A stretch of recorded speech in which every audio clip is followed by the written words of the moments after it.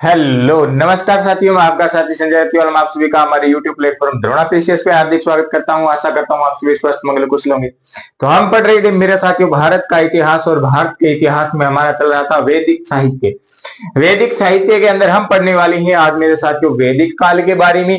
और वैदिक काल के बारे में हमने चर्चा की थी कि वैदिक काल को दो भागों में बांटा गया है। एक तो पूर्व वैदिक काल है जिसको कहते हैं ऋग्वेद, है ना, ऋग वैदिक काल, और एक काल आता है उत्तर वैदिक काल। तो हम इनके बारे में चर्चा करने वाले हैं। अब देखो चलते हैं हम वैदिक साहित्य के अंदर सबसे पहले पढ़ने वाले हैं वैदिक काल के बारे में।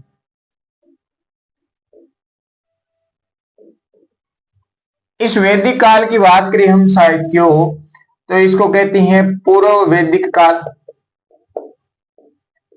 यानी कौन सा साथियों, ऋग्वैदिक। इसी का दूसरा भाग है जिसको कहते हैं उत्तर वैदिक, कहते हैं ना। उत्तर वैदिक कौन सा है? हमने वैदिक काल की बात की थी साथियों, कब से कब तक? 1500 बीसी से 600 बीसी के बीच में की थी ना। तो इस 1500 से 1000 बीसी की बात करी हम, वो तो आता है मेरे साथियों, सॉरी, वो तो आता है पूर्व वैदिक काल में। इधर बात करी हम 1000 बीसी से 600 बीसी तक की, वो कहां पे है? उत्तर वैदिक के अंदर है। यहाँ पे कितना है मेरे साथियों? 1500 से 1000 बीसी की बात करती है। समझ में आई आपको कहानी? ये दो काल विभाजन है। 1500 से 1000 बीसी तक का जो काल है, टाइम पीरियड है, ये कहलाता है पूर्व वैदिक, या फिर इसी को कहते हैं ऋग्वेद। इधर कहते हैं उत्तर वैदिक, 1000 से 600 बीसी तक के टाइम पीरियड को क्या कहते हैं? उत्तर वैदिक काल कहते हैं। इन दोनों का विभाजन कैसे होता है ये हम बात करें। इन दोनों का विभाजन कहां से होता है इसकी अगर हम बात करें तो एटा जिला में, एटा जिला है, उस एटा जिला के अंदर ऐसे साक्ष्य मिले हैं जिससे इन दोनों का विभाजन हो जाता है। क्या होता है? पूर्व वैदिक व उत्तर वैदिक का विभाजन हो जाता है मेरे साथियों। कैसे होता है? एटा जिला में अतरंजी खेड़ा, एटा जिला में अतरंजी खेड़ा के अंदर क्या मिले हैं? लोह के साक्ष्य मिले हैं। क्या मिले हैं? लोह के साक्ष्य मिले हैं। और लोह का प्रयोग उत्तर वैदिक काल में होता था। उत्तर वैदिक काल है, इसके अंदर हमें लोह के प्रयोग की जानकारी मिलती है। ज्यादा नहीं होता था लेकिन लोह का प्रयोग होने लग गया। लेकिन पूर्व वैदिक के अंदर क्या है? लोह का बिल्कुल प्रयोग नहीं होता है, लोहे का बिल्कुल प्रयोग नहीं होता है। इसीलिए इसको कहते हैं ऋग्वेद और इसको कहते हैं उत्तर वेद। समझ में आई कहानी? तो लिखो एटा जिला में,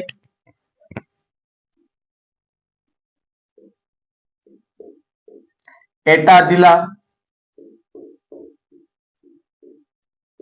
अतरंजी खेड़ा, क्या मिले हैं यहां पे? लोह के साक्ष्य मिले हैं। और उत्तर वैदिक काल में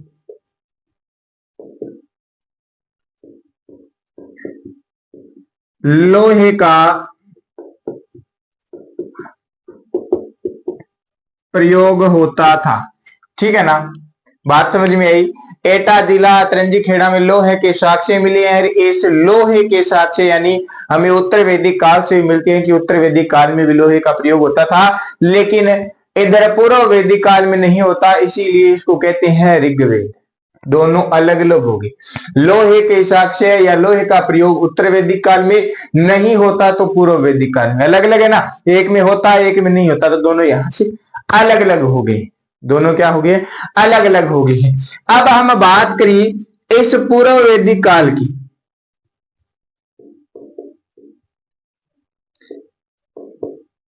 इसको क्या कहती हैं? ऋग्वेद कहती हैं। क्यों कहती हैं इसको ऋग्वेद? क्यों कहती हैं? क्योंकि इस पूर्व वैदिक काल की जानकारी जो मिलती है ना, वो ओनली ऋग्वेद से मिलती है।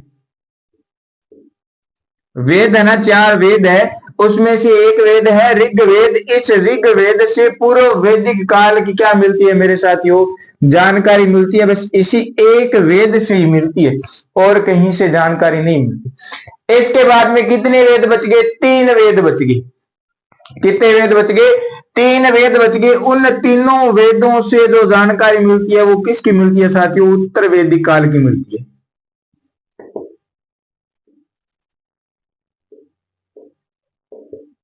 कितने, 3। कौन कौन से मेरे साथियों, कमेंट में बताओ। मैंने आपको बता दिया, सोमवेद, यजुर्वेद, अथर्ववेद, ये 3 वेद है। इनसे क्या है, जानकारी जो है वो मिलती है उत्तर वैदिक काल की। समझ में आई बात। इन्हीं के साथ में हम पढ़ेंगे और ये तो वेद है, वेद है। वेद के बाद में हमने क्या पढ़ा था मेरे साथियों, ब्राह्मण की बात की थी ना, याद करो। ब्राह्मण के बाद में किसकी बात की थी, आरण्यक की बात की थी ना, बस वो ही। आरण्य के बाद में हम बात करें किसकी, उपनिषद की। उपनिषद की बात की थी। इसी उपनिषद को कहते हैं वेदांत। क्या कहते हैं, वेदांत कहती हैं। तो उत्तर वैदिक काल की जानकारी मिलती है यहां से, और पूर्व वैदिक काल की जानकारी ओनली ऋग्वेद से। इसीलिए पूर्व वैदिक काल को क्या कहते हैं मेरे साथियों, ऋग्वैदिक काल भी कहती हैं, या ऋग्वेद भी कहती हैं, ऋग्वैदिक काल भी कहते हैं, क्योंकि इसकी जानकारी कहां से मिलती है, ऋग्वेद से मिलती है। कहां से मिलती है, ऋग्वेद से मिलती है। तो चलते हैं थोड़ा आगे, ऋग्वेद पे आप पहुंचे। यहां से हमने शब्द निकाला ऋग्वेद, पूर्व काल के अंदर सबसे पहले पूर्व वैदिक काल से शब्द निकाला ऋग्वेद। तो ऋग्वेद की चर्चा करती हैं स्टार्ट, ऋग्वेद की चर्चा करती हैं। अभी तो हम विस्तार से नहीं पढ़ रहे, लेकिन इन वेदों के अंदर भी हम अभी से बेसिक नॉलेज लेके चलेंगे, ताकि आगे कोई समस्या न आए। किस पे चर्चा करने वाली है मेरे साथियों, अब हम चर्चा करने वाली हैं ऋग्वेद पे। किस पे, ऋग्वेद पे। तो देखो ऋग्वेद, देखो भाई,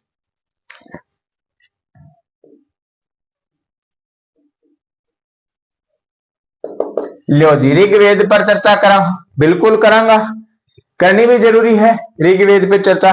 तो करते हैं चर्चा। इस ऋग्वेद की बात करूं मैं, तो ये क्या है, सबसे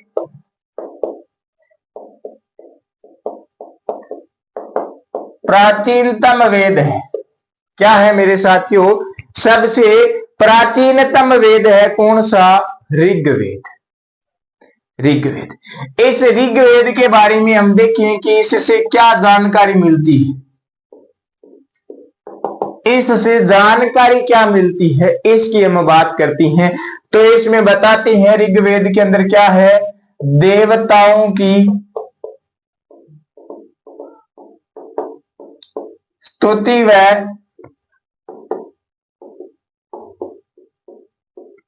प्रार्थना है।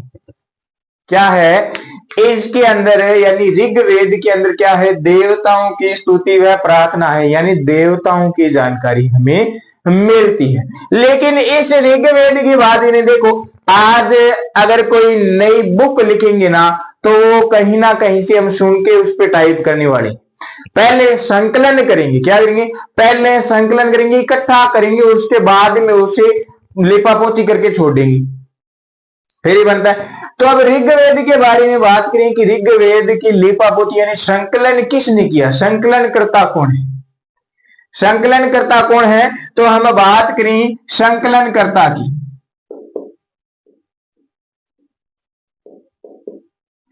संकलन कर्ता की बात करें, संकलन करता है मेरे साथियों महर्षि कृष्ण द्वैपायन।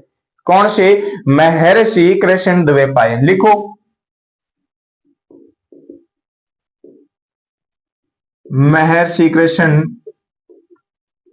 द्वैपायन। इन्होंने क्या किया, ऋग्वेद का संकलन किया, वेद का संकलन किया, तो इनको एक और नाम से जानते हैं, किस नाम से साथियों, वेद व्यास से। इन्हीं को कहते हैं मेरे साथियों ऋग्वेद का संकलन करता। अब आपसे कोई पूछ ले कि ऋग्वेद का संकलन या ऋग्वेद लिख दिया, लिखा किसने, संकलन करके किसने, महर्षि कृष्ण द्वैपायन ने इसका संकलन किया। इन्हीं को कहती है वेद व्यास और इन्हीं को कहती है ऋग्वेद का संकलन करता। ये बात आपको ध्यान में रखनी है, क्या करनी है, ये बात आपको ध्यान में रखनी है, समझ में ये बात। अब चलती है आगे। इसी ऋग्वेद के अंदर हम बात करें, इसी ऋग्वेद के अंदर आपसे पूछ लेगा कि मंडल कितनी है, क्या है, मंडल कितनी है। इसी ऋग्वेद के अंदर आपसे पूछ लेगा कि अष्टक कितनी है। इसी ऋग्वेद के अंदर आपसे पूछ लेगा कि सुकत कितनी है, बताना पड़ेगा। अभी हम इनकी आगे बात करने वाले। इसी ऋग्वेद के अंदर मंडल, अष्टक, सुकत के बारे में बात करेगा, तो इसी में बात करेगा कि इसके अंदर मंत्र कितनी है, क्या इसके अंदर मंत्र कितनी है। जब हम मंडल की बात करें तब आपको चलना है 10, कितने, 10 मंडल है। जब अष्टक की बात करें तब आपको चलना है 8 पे, क्या करना है, 8 पे चलना है। यहां से बढ़ना है, यहां पे घटाना है, यहां पे तो बढ़ना है, यहां पे घटाना है, ठीक है ना। यहां पे क्या करना है, फिर यहां पे घटाना है। यहां पे सुकत की बात करें तब आपको बताना है 1028, कितने, 1028। अब यहां पे फिर यहां पे घटा तो यहां पे बढ़ेगा, इस पक्ष को छोड़ दो, इस पक्ष को छोड़ दो, यहां पे घटा तो यहां पे बढ़ेगा, यहां पे क्या होगा, बढ़ेगा। 10 का तो 10 रख देना, 10 का तो 10 रख देना। इसके बाद में यहां पे 2 है, यहां पे अपन को 5 लाना है, क्या लाना है मेरे साथियों, 2 के स्थान पे 5 लाना है सिर्फ, और 8 के आगे 0 लगाना है, यानी 10,580 क्या है, मंत्र है, क्या है, मंत्र है। ये बात ध्यान में रखनी है आपको। तो मंडल 10 है, अष्टक 8 है, सुकत 1028 है। मंत्र की बात करें तब बताना 10,580 मंत्र है, किसमें, ऋग्वेद में। किसके अंदर मेरे साथियों, ऋग्वेद में। मंत्र के साथ में लिख लेना मेरे साथियों, मंत्र के साथ में ही लिख लेना, प्रत्येक मंत्र अग्नि देवताओं की उपासना से प्रारंभ होता है। क्या करना है, प्रत्येक मंत्र जो है, प्रत्येक मंत्र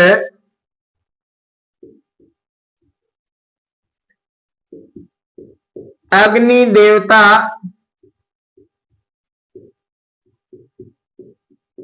की उपासना से प्रारंभ होता है। कोई भी मंत्र है, अगर आप उसे मंत्र लगाना चाहते हैं तो पहले आपको अग्नि देव को मनाना पड़ेगा, अग्नि देव को मनाना पड़ेगा। फिर देखो, मैंने आपको जब राजस्थान हिस्ट्री पढ़ाई थी तब अपन बात कर रहे थे किनकी साथियों, चौहानों की उत्पत्ति की कर रहे थे ना, चौहानों की उत्पत्ति की।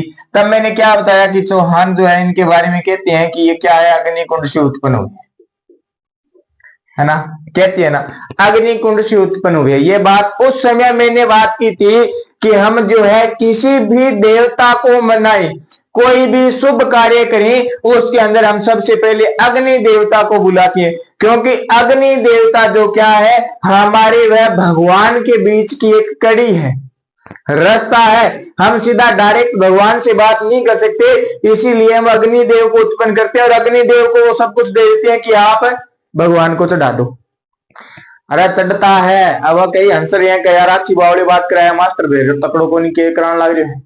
देखो बात ये है, आज आपा बजरंगबली के करना सामने जोत का धूपिया करा, धूपिया बाबू प्रकट करा, धूपिया है ना, गियो मां गियो तई बाबू आज है, किसो बाबू आवे, अग्नि देवी तो आता है, अग्नि प्रज्वलित होती है तब तो बाबू आपा कहते हैं बाबू आगे आयो किसो अग्निदेव आयो। फिर आप अग्निदेव ने यहाँ एक हाथ हट लगा दिया, मान सम्मान भोग लगावा, आपत किन लगावा, लियो बजरंगबली जी भोग ले उठी। लेकिन देते किसको है, अग्निदेव को देती है। फिर अग्निदेव वो भोग लेके और बजरंगबली तक पहुंचाता है ना, बस यही बात है। फेरे की बात करें, विवाह होता है तब फेरे लेते हैं, फेरा ले नहीं आप जो कितना फेरा लिया जल्दी जल्दी कमेंट में बताओ, 7 है कि 4, जितने भी है जल्दी जल्दी कमेंट बताओ, क्या 7 लेते हैं कि 4 लेते हैं फेरे? फेरे 4 ही लेते हैं, 7 तो वचन लेते हैं। बे फेरा लेवाने जब पंडितावाद क्या बोलो कि मैं 33 करोड़ देवी देवताओं को साक्षी मान के फेरे ले रहा हूं कि मैं आज इस बंधन में बंध रहा हूं। फिर वो वचन दिलाया साथ जब वो फिर क्या कसम खा के बोल कि मैं 33 करोड़ देवी देवताओं को साक्षी मान के ये वचन लेता हूं, जो मैं आज वचन लेता हूं वो मैं निभाऊंगा। निभावेगी आज का लड़ा बड़ा वचन भी टेम का बात है, वचन सारे सागे वचन सामू दे भी दिवे, क्या ये मेलडा भी है, सुन लो वचन दे भी दिवे। तो बात है आपा किन माना, अग्नि ने साक्षी माना कि 33 करोड़ देवी देवता ही अग्नि में है, जबकि अग्नि के अंदर कौन है, अग्नि देवता ही है। अतः अग्नि देव की उपासना पहला मंत्र पढ़नु, बजरंगबली मंत्र मारन ला रहे होते, बजरंगबली ने मनान खातर मंत्र पढ़न ला रहे हो, तो पहला अग्निदेव ने सुनाओ थे मंत्र, अग्निदेव ने हाजिर करया, फिर अग्निदेव आ गया, फिर थे मंत्र पढ़ो, फिर अग्निदेव बजरंगबली जी कन गया, क्या थर्ड वो चेलो लाग रहा है, बड़ी खतरनाक तरीका हूं, किताबा काली हो रही है वानो और काली करने ला रही है, बाबा हाथ रख दे अब की बार कर दे बेड़ो पार यार, घणो ही फिर लियो छोड़ो। फिर बजरंगबली अग्निदेव ने कहा चल ठीक है पार है बेड़ो, है नी। तो अग्निदेव की उपासना से प्रारंभ होती है मंत्र, ठीक है। अब आगे बात करें हम, फिर ऋग्वेद के ज्यादा आगे चलेगी, वापस आ जाओ बेग लगाओ भाई। ऋग्वेद के 3 भेद है भाई, अपन 3 की बात करें, 3 भेद है। कौन कौन से भेद है, कौन कौन से भेद है? तो पहला आता है मेरे साथियों साकल, कौन सा आता है, साकल की बात करें। फिर बात करें बाल खिल की, किसकी बात करें, बाल खिल की।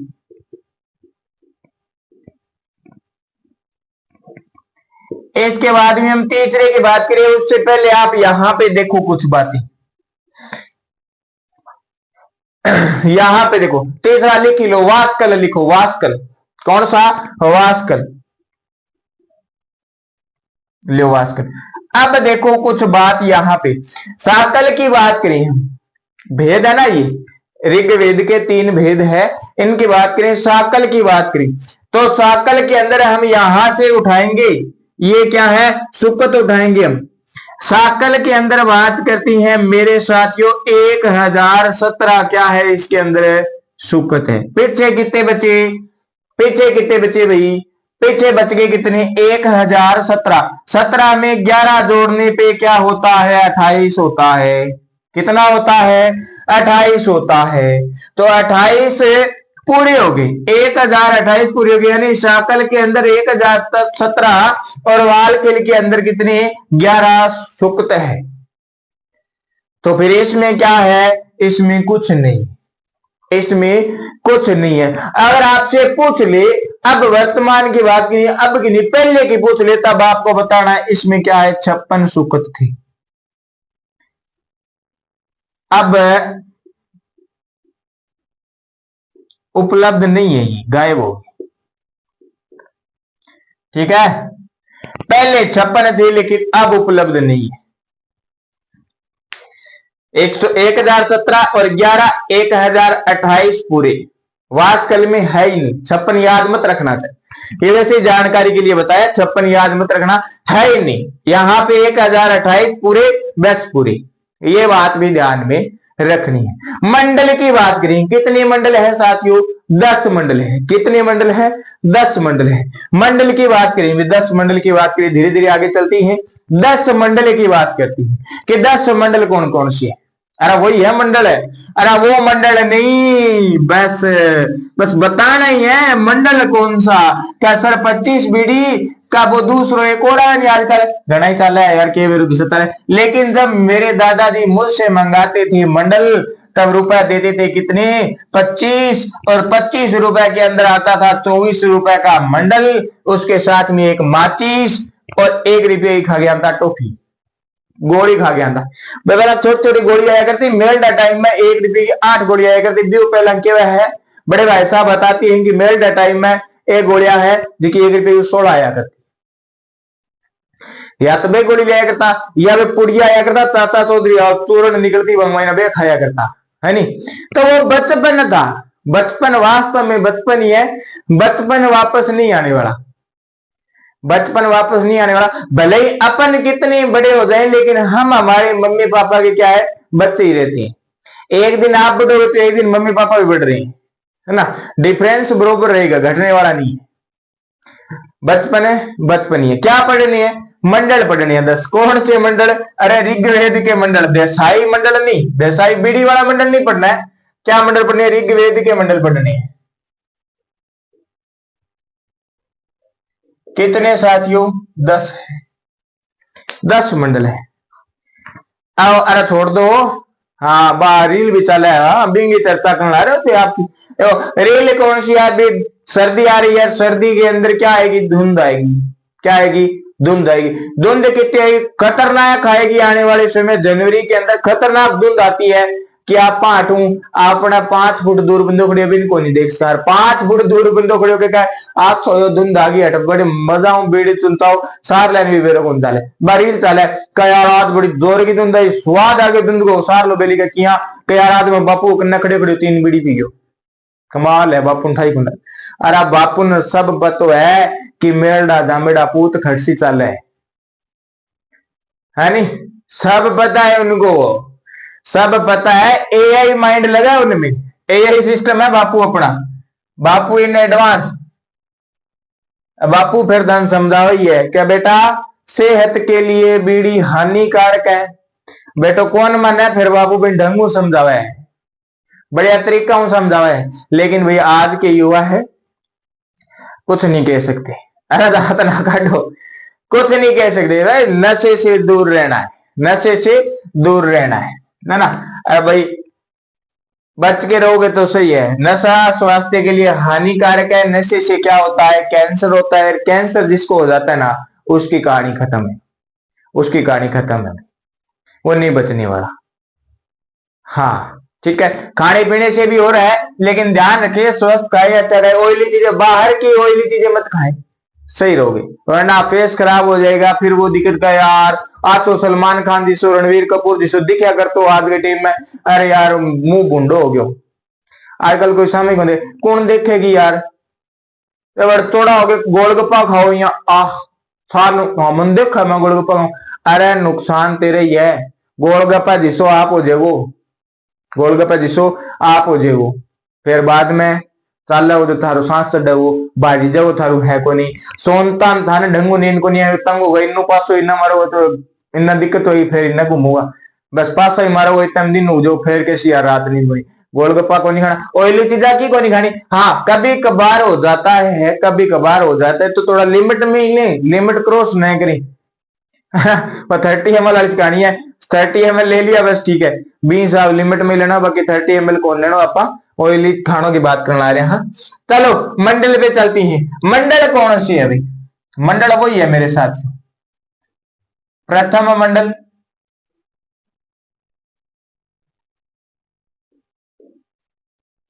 द्वितीय मंडल, वैसे यही मंडल चलेगा, तृतीय मंडल,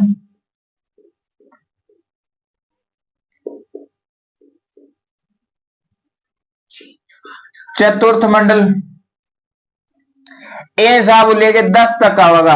दशक मंडल, नवम मंडल, अष्टक मंडल, सप्तम मंडल, षष्ठम मंडल, पंचम मंडल, चतुर्थक मंडल तक हम पहुंच गए। ए साहब क्या होगा, मंडल आ जाएगा। बिंग बाद में आप मंडला की जानकारी अब आगे देखेंगे क्या जानकारी। ऐसे करके कहां तक, 10 तक 10 मंडल हो जाए। फिर हम इन 10 मंडलों के अंदर बात करें, यहां पे पंचम मंडल, सिक्सटम, षष्ठम मंडल, सप्तम मंडल, इन 7 मंडल की बात करें कहां से, द्वितीय मंडल से 7 नंबर के मंडल, 7वां जो मंडल है दूसरा, तीसरा, चौथा, पांचवा, छठा, सातवां। इनकी बात करें हम, इनकी बात करें यानी 2 से 7वां जो मंडल है, इन मंडलों को क्या कहती हैं? इन मंडलों को कहती हैं मेरे साथियों प्राचीन मंडल। कौन से मंडल है? प्राचीन मंडल। ये क्या है? ये प्राचीन मंडल है सबसे। ये प्रथम मंडल है, ये द्वितीय मंडल के बाद में लिखा गया है साथियों, लेकिन ये द्वितीय ही नहीं, ये 7वें मंडल के बाद में लिखा गया है। दूसरा, तीसरा, चौथा, पांचवा, छठा, सातवां ये मंडल पहले लिखे गए हैं, इसके बाद में प्रथम मंडल और उसके बाद में 8वां, 9वां, 10वां मंडल लिखा गया है। ये बात आपको ध्यान में रखनी है मेरे साथ। समझ में आई बात? बहुत बढ़िया, समझना ही है, समझना इसलिए। अब हम बात करें इस 2 से 7 के बीच के जो मंडल है, 2 से 7 के जो बीच के मंडल है, इनको कहती हैं मेरे साथियों वंश मंडल। क्या कहती हैं? वंश मंडल कहती हैं, वो भी हम पढ़ेंगे। इन्हीं को कहती हैं ऋषि मंडल। क्या कहती हैं? ऋषि मंडल। इन्हीं को कहती हैं गोत्रीय मंडल।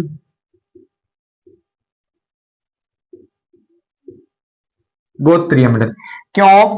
कि कहते हैं कि 2 से 7 के जो मंडल है ये ऋषियों द्वारा लिखे गए थे। ऋषि क्या थे? वंश से हैं, किसी ना किसी गोत्र से हैं, तो इनको क्या कहते हैं मेरे साथियों? वंश मंडल, ऋषि मंडल या गोत्रीय मंडल, इसीलिए इन मंडलों को कहती है। समझ में आई बात ना? अब हम बात करें कि इन मंडलों को, यानी हम अभी पढ़ रहे हैं, देखो वंश मंडल, ऋषि मंडल, कोई ना कोई ऋषि है जिसने क्या किया है? इन मंडलों का संकलन किया है। तो कौन है वो जिसने संकलन किया है? कौन है वो? कौन है वो? कहां से वो आया?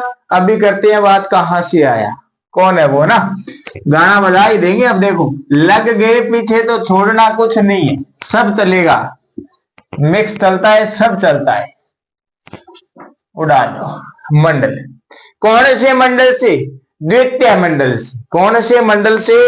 द्वितीय मंडल से। दूसरा मंडल, फिर आएगा तीसरा मंडल, फिर आएगा चौथा मंडल, फिर आएगा मित्रों 5वां मंडल, फिर आएगा छठा मंडल। ठंड ज्यादा है ना, ठंड ज्यादा है, सर्दी ज्यादा है, इसीलिए मंडल की ज्यादा जरूरत है। कितने मंडल? 10 मंडल हो गए ना। 7 तक हो गया, अपन को 7 तक की जरूरत है। एक बार कितने तक की? 7 तक की जरूरत है। उसके बाद में देखेंगे हम आगे, उसके बाद में हमें आगे देखने वाली है कि आगे की कहानी क्या है। देखो, बात करते हैं द्वितीय मंडल। इस द्वितीय मंडल के आगे लिखना है ग्रत संबंध भार्ग। लिखो फिर,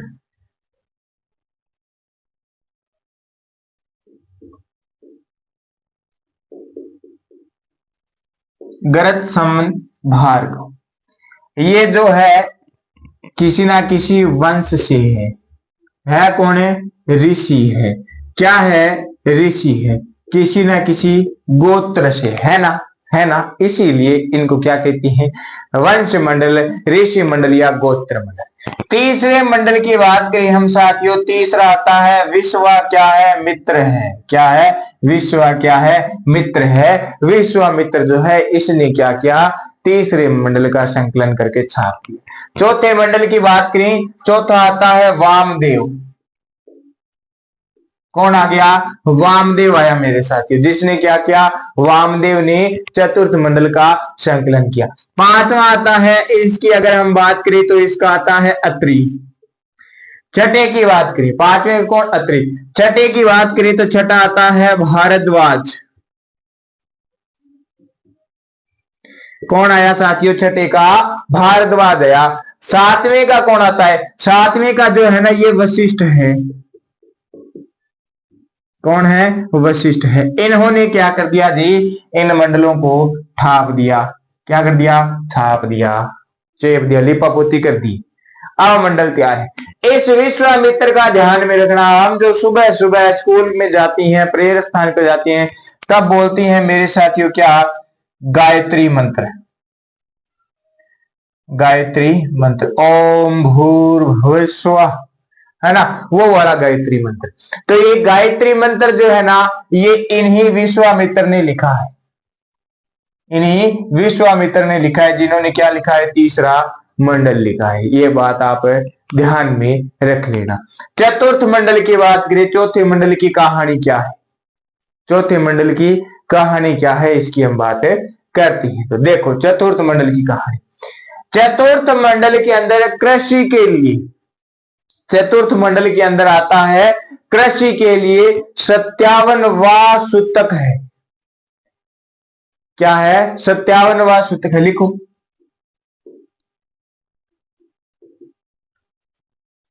कृषि के लिए, खेती करानी, खेती, कृषि के लिए 57वां सूतक है ना, 57वां सूतक है। इसकी इसमें दिया है कि 24वां, सॉरी 57वां सूक्त है, इसमें 24 मंत्र हैं। मैंने आपको बताया ना कि मंत्र, सूक्त, अष्टक, मंडल ये सब है किसमें, ऋग्वेद में, किसमें, ऋग्वेद में। तो आपसे पूछ ले, चौथा मंडल जो है वामदेव द्वारा इसे तैयार किया गया है। इसके अंदर कृषि के लिए 57वां सूक्त आता है। क्या आता है, 57वां सूक्त आता है, जिसमें 24 मंत्र में क्या है, 24 मंत्र में क्या है, कृषि की जानकारी है। ये बात ध्यान में रख लेना। 57वां, एक ही 57वां सूक्त है जिसमें क्या है, कृषि की जानकारी है। बस एक ही सूक्त है। कुल सूक्त कितने हैं, कितनी है मेरे साथियों, 1028 है। कितनी है, 1028 है ना। इनमें से जो 57 नंबर पे आता है ना, इसके अंदर क्या है, 24 मंत्र में जानकारी मिलती है कृषि की। बस ये एक ही मंत्र है, एक ही सूक्त है जिसमें जानकारी मिलती है। इसके अलावा कोई सूक्त नहीं है जिसके अंदर कृषि की जानकारी मिलती है। ये आप ध्यान में रखोगे, ठीक है, क्या रखोगे, ध्यान में रखोगे। अब देखो, भारत का पहला कृषि इंजीनियर कौन था जिसने कृषि करना प्रारंभ कर दी, लिख लो इस साथ साथ में। भारत का पहला कृषि इंजीनियर कौन था, जल्दी जल्दी बताओ। भारत का पहला कृषि इंजीनियर कौन था, कमेंट में छाप दो। कृषि की बात करिए तब कमेंट में छाप दो, छापो छापो। फिर आगे चलती, आगे और देखते हैं इसके बारे में, आगे और देखती हैं। चलो भाई, पांचवें मंडल की बात करें। पांचवा जो मंडल है, पंचम मंडल। पांचवें मंडल में क्या होगी, बीड़ी की संख्या ज्यादा होगी, ऐसे क्या, नहीं भाई, मंडल वैसे ही, मंडल क्या है, वैसे ही। पांचवें मंडल की हम बात करें तो पांचवा मंडल जो है, इसमें कोई जानकारी उपलब्ध नहीं। आ जाओ, फिर कौन सा आया मेरे साथियों, फिर कौन सा आया, फिर आया छठा। कौन सा आया, छठा आया, भारद्वाज। इसी के साथ में लिख लो छठा, 6 नंबर का जो मंडल है, नहीं, कुछ नहीं बताना, मौन व्रत ध्यान रखना है। इसके बाद में हम बात करें सातवां मंडल। 6 के बाद 7 ही आया है, सातवें मंडल की बात करते हैं। कौन सा मंडल मेरे साथियों, सातवां मंडल की बात करें। अब देखो, ये प्राचीन मंडल है, इनमें से लास्ट मंडल है ना सातवां मंडल, 2 से 7 तक के जो मंडल है, ये क्या है, सबसे प्राचीन मंडल है, सबसे प्राचीन मंडल है। तो इस सातवें मंडल की हम बात करते हैं। किसकी बात करें, सातवें मंडल की बात करें। सातवें मंडल में हम बात करें कि जानकारी जो है क्या है, क्या जानकारी है। इसके अंदर है 10 राजाओं के युद्ध की जानकारी मिलती है। किसकी, 10 राजाओं के युद्ध की जानकारी मिलती है। तो 10 राज्य युद्ध, 10 राजाओं का युद्ध, 10 राजाओं का युद्ध जो है ये किस में है? ये 7वें मंडल में है मेरे साथ। कौन से मंडल में? 7वें मंडल में। ये बात आपको ध्यान में रखनी है। कौन कौन से है? एक तो है मेरे साथियों सुदास।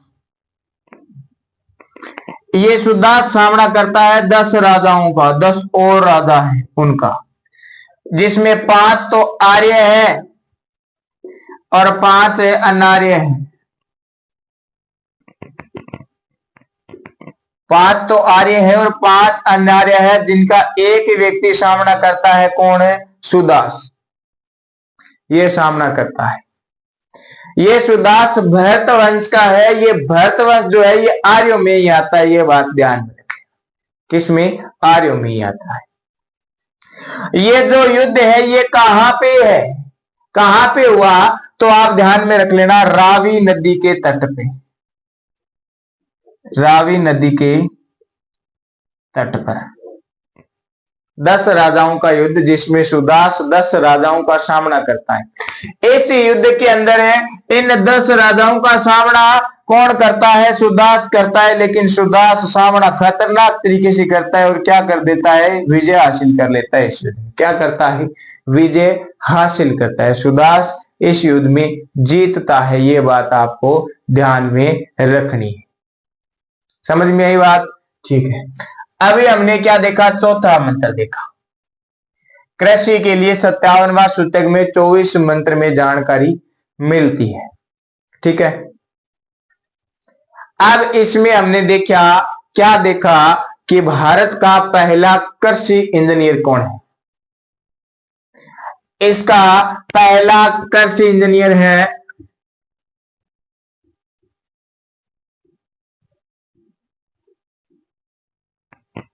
प्र्यूवेन। कौन है? प्र्यूवेन। ये क्या है? पहला कृषि इंजीनियर है। इसी के अंदर लिख लेना, चौथे मंडल में एक बात और लिख लेना, चौथे मंडल में एक बात और लिख लेना, 3 राजाओं के 3 मंत्र चौथे मंडल के अंदर ही है। 3 राजाओं के द्वारा इसमें 3 मंत्र की रचना की गई है। कितने मंत्र? 3 मंत्र की रचना की गई है 3 राजाओं के द्वारा। ये हो गया हमारा क्या? 7वां मंडल। क्या हो गया? 7वां मंडल। अब क्या बचा? 8वां मंडल भी देखें।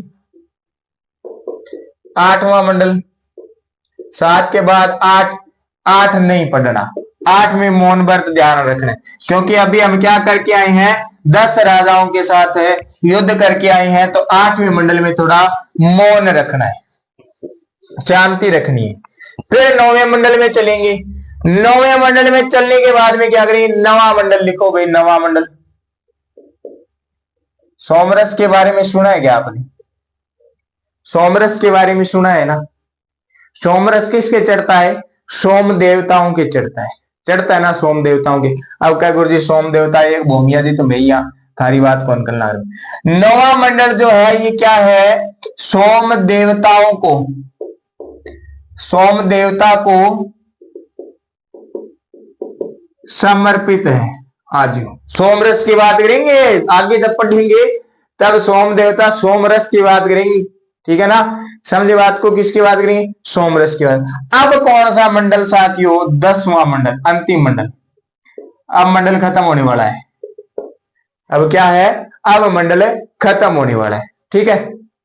इसमें देखें, इसके अंदर देखें, ये जो 10वां मंडल है इसके अंदर 3 सूक्त है। कौन कौन सी? हम क्या हैं? हम है पुरुष। तो पहला कौन सा? पुरुष सूक्त। दूसरे की बात करें, दूसरा कौन सा? नदी सूक्त। पुरुष क्या करता है? 1 से 2 होने के लिए विवाह करता है। तो तीसरा आता है मेरे साथियों विवाह सूक्त। 3 सूक्त की बात तो हम कर ली। किसकी बात कर ली?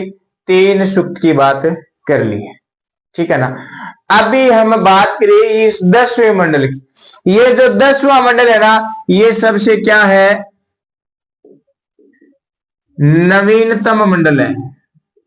नयो मंडल चालू अध्याय आएगा बाद में, नयो मंडल है नी, तो ये नवीनतम मंडल है। कौन सा? 10वां। समझ में आ गई बात? ठीक है। ये जो पुरुष सूक्त है ना, इसकी बात करें, इस पुरुष सूक्त की बात करें, इसके अंदर क्या है मेरे साथियों, इसके अंदर क्या है, इसके अंदर वर्ण शब्द का, वर्ण जगह नहीं, वर्ण की बात एक बार हम पहले भी करके आ चुके हैं। इसके अंदर वर्ण शब्द का प्रयोग हुआ सबसे पहले। क्या हुआ? वर्ण शब्द का पहली बार प्रयोग हुआ। कौन सी बार मेरे साथियों? पहली बार क्या हुआ? इस वर्ण शब्द का प्रयोग हुआ। ठीक है ना, समझ में आई बात? कौन कौन से? एक तो है आर्य और एक है गैर आर्य। एक तो है आर्य और एक है गैर आर्य। इनके लिए हुआ। आर्य के बारे में तो हुआ गौर वर्ण। कौन सा वर्ण मेरे साथियों? गौर वर्ण। और इधर गैर आर्यों की हुआ श्याम वर्ण। काले गोरे होते हैं ना, हाँ, तो इधर आर्यों को तो कहा गोरे, गोरे वर्ण है ये, और इधर क्या है? श्याम वर्ण, यानी सांवले रंग वाला। समझ में आई बात? क्या? बहुत बढ़िया, बहुत बढ़िया। इसी के अंदर इसी पुरुष की बात करें, इसी पुरुष की बात करें तो एक विराट पुरुष के, कौन सा साथियों? एक विराट पुरुष, एक विराट पुरुष के शरीर के 4 भागों को, शरीर के 4 भागों से 4 पुरुषों की उत्पत्ति मान ली कि शरीर के 4 भागों से 4 पुरुषों की उत्पत्ति। आज जो कहां से? सर से। कहां से? सर से। सर से कौन है? सर से हो गए मेरे साथियों ब्राह्मण। इस विराट पुरुष का जो सर है, इस सर से जो है ये कौन सा पुरुष है? पहला पुरुष कौन है? ब्राह्मण है। कौन है? ब्राह्मण है। फिर आई बात हाथ पे, हाथों पे बात आई तो ये कौन हो गए? राजा होते हैं ना, राजा, क्षत्रिय जो लोग हैं, क्षत्रिय की बात करें, ये हाथ जो है ना, ये क्षत्रिय कि हाथ क्षत्रिय का कार्य करते हैं, ये क्षत्रिय। ठीक है। पेट की जब बात आई तो पेट के लिए कहा गया कि पेट क्या है? वेश्य पुरुष। क्या है? वेश्य पुरुष। ठीक है जी, मान ली बात। जब बात आई पांव पे, पांव पे बात आई तब कहते हैं कि ये सूत्र भी है। तो ये 4 पुरुषों की बात किस में करती हैं साथियों? 10वें मंडल में बात करते हैं। मंडल मंडल देख लिए। क्या देख लिए? मंडल मंडल देख लिए है। और क्या देख चुके हैं हम? 3 भाग भी देख चुके हैं। इसके बाद में जो जानकारी है वो हम अगली क्लास में देखने वाले। मंडल मंडल याद कर लेना, और बाकी जो ऊपर हम पढ़ के आए 3 भाग वो भी देख लेना। कितने मंडल है, कितने अष्टक है, कितने सूक्त है, कितने मंत्र है, मंत्र का प्रारंभ होने से पहले किसकी उपासना होती है, ये बात भी ध्यान में रख लेना। एक थोड़ी सी और लिख लेना, वो सूक्त करेंगे तब देख लेंगे, अब भी छोड़ो। तो फिर आज के लिए इतना ही।